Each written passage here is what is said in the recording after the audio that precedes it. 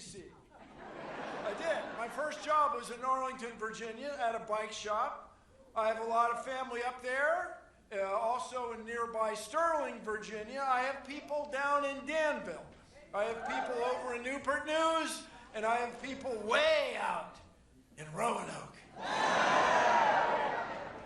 I first heard about Abigail Spanberger after she famously explained to some Democratic Party operatives that they have to stop saying odd, strange, weird things, like defund the police. She knew it was a bad expression. So do you. Nobody wants to stop paying our police. We need police. But as an intelligence officer who has traveled the world, Abigail understands the concern. Her balanced approach has led her to being endorsed by Virginia's police. She's been endorsed by the firefighters, by all the first responders who choose to serve the Commonwealth just as she has. Service, service, service. I'm fired up.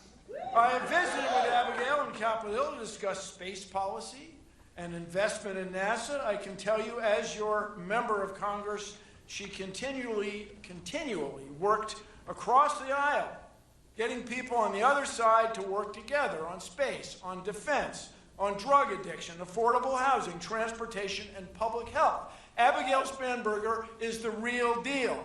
That's why I'm fired up.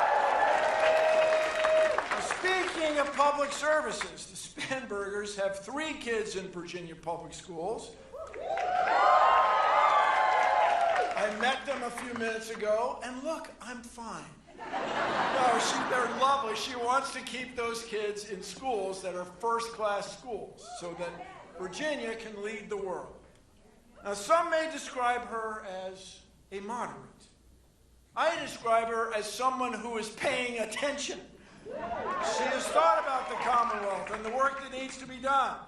Check out her website. She's got plans, regular, thought-through plans. Her opponent doesn't. Speaking of Abigail's opponent, the opponent supports the president, the guy who's working very hard to divide us and divide the country. He's making a mess out of everything he touches. Don't know if you watched the debate. It's a lot of fun. Abigail stayed focused and delivered her measured messages. Her opponent, on the other hand, showed us her true self.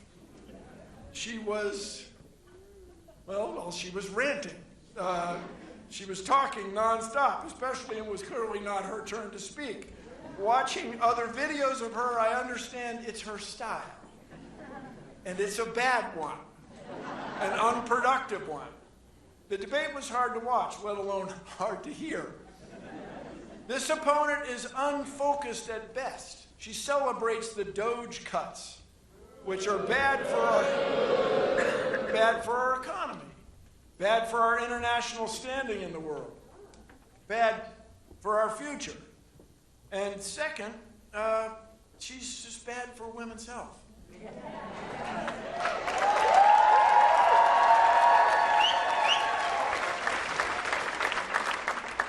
See, women's health is society's health.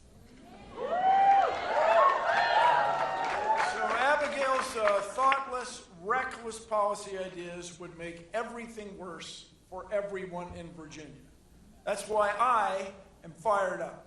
As I mentioned, I've met with Abigail several times. She is just a good person, a good Virginian, and she's raising a good family. She will do right by all of us. Her opponent just cannot. Thanks again for coming out, Charlottesville. Let's do this. This vote is going to change the world.